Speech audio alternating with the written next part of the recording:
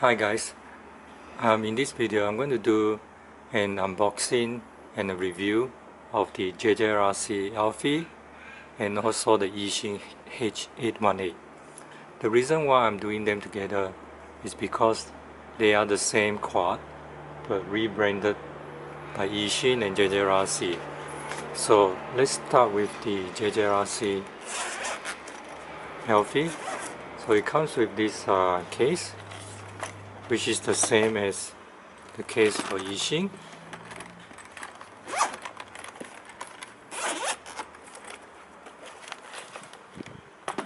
Both comes with a very similar instructions manual,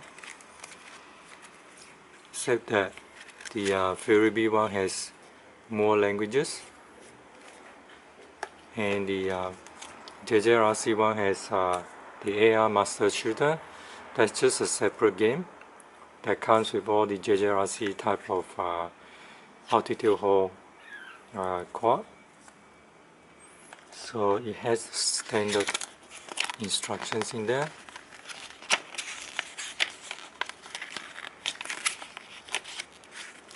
About the controls and also how to use the app to control the quad. If you want to take videos or photos, you can only use the app to fly the quad, and if you use the remote control you cannot take pictures or photos. So same with the Furibee H818. So this is the JJRC Elfie with 4 other arms. That's the on-off switch. The battery is here. You can just slide the battery to the back if you're not using it. You can slide to the front if you use it.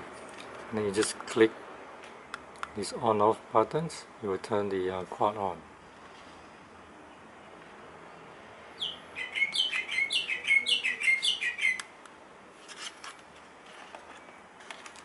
It is the same with the JJRC version.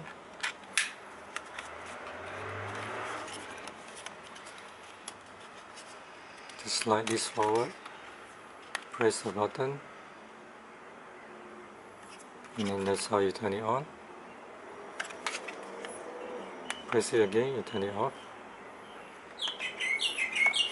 It comes with the same screwdriver and also spare set of props and some sticky foam thing. I don't know what that's for.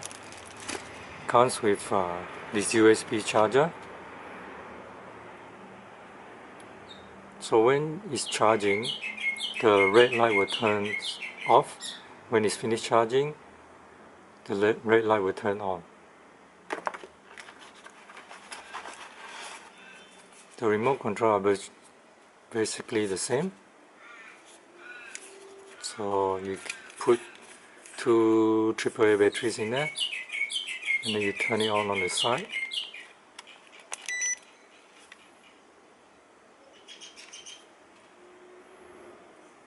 So, and then you turn the quad on. So when it's on, what you do to bind it is just you go up and down, and that's how you bind it. And it's good that if you can just recalibrate every time, and then you just press this button. This is for the rates.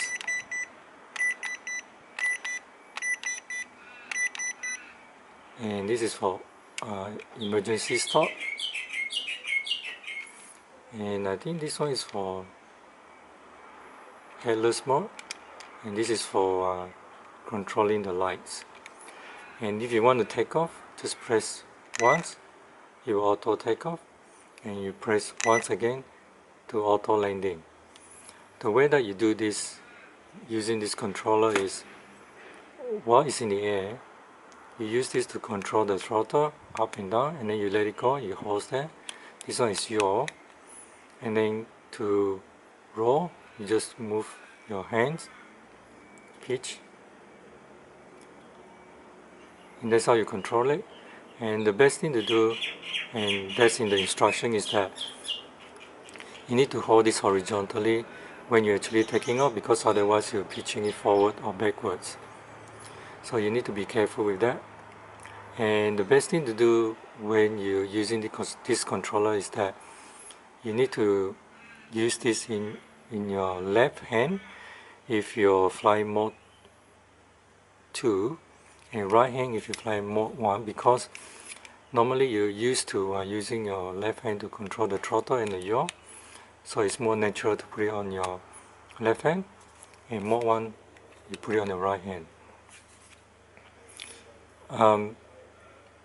It is quite easy to control with this remote controller, and the altitude hold works really well for both of the quads.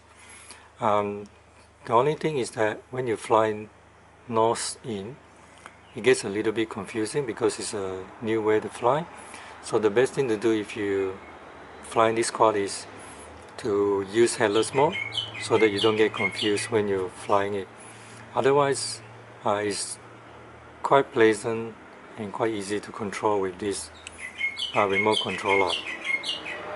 As for controlling with the apps, it's very imprecise and I wouldn't want to use it.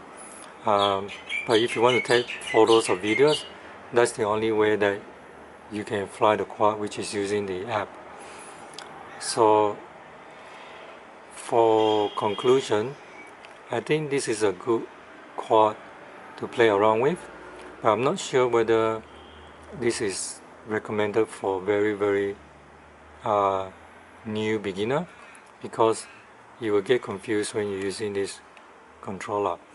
So maybe I'll say that this is for somebody who has a bit of experience with flying quad with remote control. So yeah, anyway, I think that's the end of this video.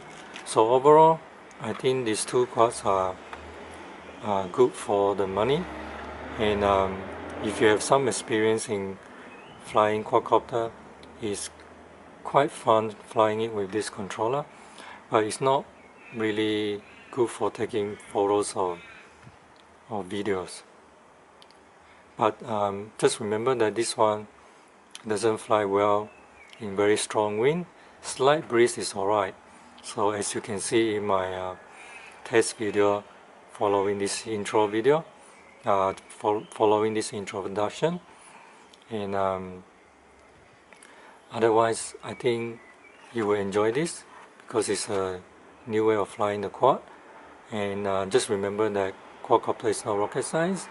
Please do subscribe to my channels for more videos. So see you next time.